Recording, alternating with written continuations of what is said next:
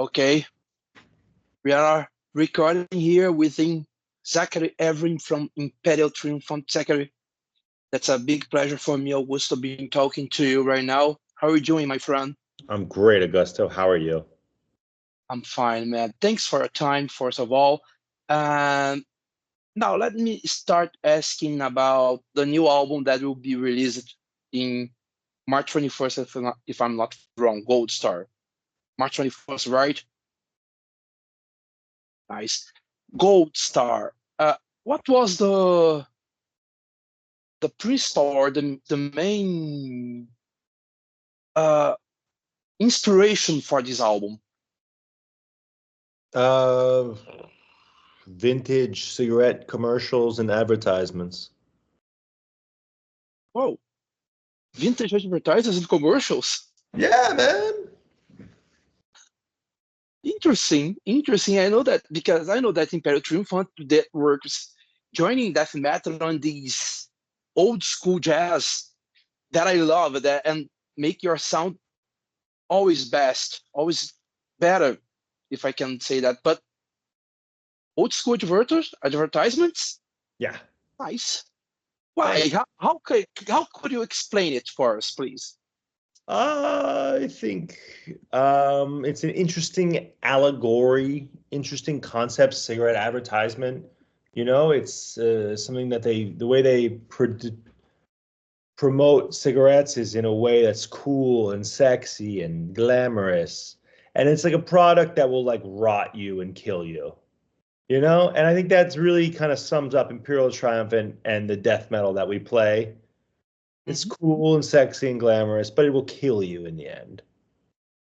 Yes, and you're completely right because I'm from Brazil, and in the 80s, 80s and the early 90s, we are used to see the advertisements from the cigarettes that like we're talking, and always selling you health and power, you know?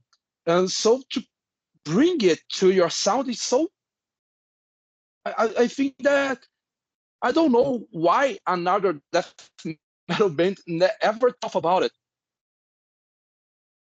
You're welcome. Congratulations, because it's a part of, and now that I mean I am listening to, now I can understand why you made these the little jingle. The jingle Goldstar. Yes. That's a fake advertisement. Yes, and I was always coming back and I said it's like a commercial advertisement, man. But yeah, why this advertisement, and why you put it in the middle of the album? Well, because it actually starts the B-side. Oh, cool. So it's like paid advertisement in the middle of your listen, you know? It's just like the time out to relax and be prepared to the another part, to the another part of the listening and how to receive it. I'm not wrong. I'm wrong to saying this. Yeah, you're right. Nice. Thanks, man. What incredible building! What an incredible construction, dude. Thanks. Incredible. I am pretty really. That's awesome, man. Awesome. But Hotel Sphinx and Lexington. Delirium. Yes, these ones. They follow these this inspiration of the old school advertisements, or you prefer to talk about something more? What do you mean? Like lyrically? Lyrically, yeah. Not so much. Not so much. No, it's more the cigarette advertisement thing's more overall conceptual mindset or whatever you want to call it. It's not like every song is supposed to be like a different advertisement or anything like this. Yeah. So I can say that, for example, Goldstar it's a brand that Imperial Triumphant created, and exploring all these this world, you will tell the history of how that was sold in the past. Sort of. It's more like Goldstar is a fake cigarette company from the 50s that's sponsoring the album. Even better than I was thought. Even better than I was thinking, man. Even better. It's only keep growing. And again, congratulations. That's so cool. That's so cool.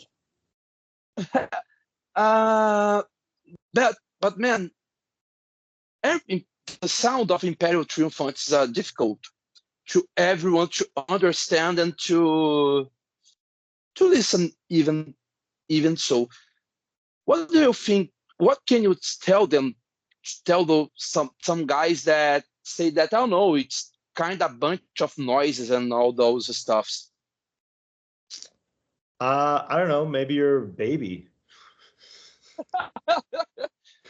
Go listen to some soft rock if you don't want heavy metal, man. I don't know, dude. I'm just joking around, obviously, but I don't know. To me, it's not that extreme. There's way more extreme shit out there. But to me, I love heavy metal. I'm not an angry guy. I just love extreme music. And I always wanted to find the next extreme thing. So I don't understand when people tell me, oh, this band's just crazy. It's too crazy. It's like, well, aren't you listening to metal for darkness and evil? Or are you just listening to it because it's like, I don't know, like, isn't that the whole point? Yes. And you make music because I think that you made a perfect marriage between those old school jazz and death metal, because it's kind of beautiful in some way and even disturbing in another. Dude, sometimes I feel like I'm taking crazy pills, just, fucking nuts. Cool, dude, too. That's cool. But man, when I started to talk about Goldstar and you say all that, it blew my mind. Thank you. Blew me up. I'm glad that me up, dude. You enjoy it and like that. I will listen to it again, and knowing this now, I will say, holy shit, how didn't get it? Because I never thought about it. Never in my life. But let me explore a little bit more about Imperial Triumphant, because you guys in the stage, you use masks and your clothes, but you use your name. That's not normal. Why do you prefer to only use these in the stage and use your names, all that? Well, I would say this. I mean, I get it, the whole point of using a stage persona, especially in metal, where it's a lot more like almost character based. Yes. And so we did pick names for our masks. I'm still Zach Evrin, but my mask has a name, because I think that it is important to have like some sort of character identity when you're wearing a mask, of course. But at the same time, it's like, I'm not going to do an interview with my mask on. The masks are really there to serve as a visual representation of the music and not so much like hide my identity or something like that. It's not like a second persona. It's just artistic. It's just showmanship, man. It's rock and roll. It's like putting on a crazy show. I want people to hear this music and then be like, wow, they look crazy. The visual impact and doing that. Just, wow, what a show. I know. Let me take you to the pandemic times that you recorded an evening within Imperial Triumphant, that you chose an old school jazz club to record it. How it was, man. Dude, that's the funniest thing ever. I love that record. I think it sounds great. Oh, man. We recorded it. We were doing the live stream opening for Behemoth. So it's so funny to me, this idea that we are our live album, our only live album, is us playing in a dead fucking cabaret club to no one. And then the album cover is us in the studio ripping off the Money Jungle cover. So like the whole thing is just hilarious. Yeah, and it's an incredible live album. It's an incredible Thank you. concept, man. And for me, Transmission to Mercury became your best composition because of this album, because it passed everything that for me, it's in my understanding and in my comprehension. In this record, in this situation, the song passed everything that for me Imperial Triumphant is serving you. You are serving luxury because you blow up a champagne. You're serving death and disappointment and delusion because you're an old school in a closed old school jazz and cabaret house, and you're serving music and the visual impact. No, it's a way of putting it. Am I wrong to no, think about? I appreciate that. I think that's really kind of you to say. Thank you. Thanks a lot.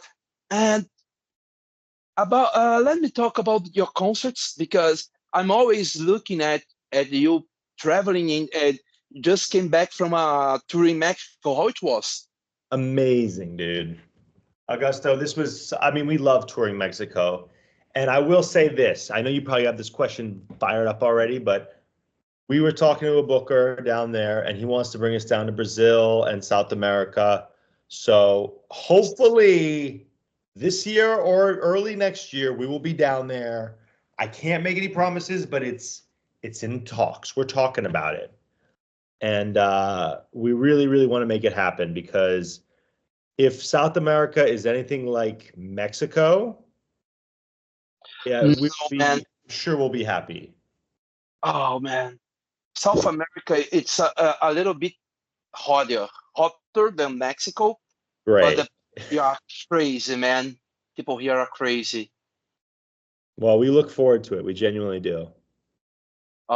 Thanks, man. I was intended to ask this. Do you receive a lot of mails or comments from the people from Brazil and from South America fans to you to came here? Yeah, they do. And I think there is like a genuine interest in Imperial Triumphant. So, you know, we go where they send us. So hopefully we can make it happen, because it would be an absolute pleasure. Nice. And what do you know about Brazil, man? I listen to a lot of Brazilian music from the 60s and the 70s. Oh yeah? Yeah, from the 60s and 70s. Yeah, like just pop music from the 60s and 70s and shit. But I mean, no. I love, especially in the summer, I listen to it. Whoa.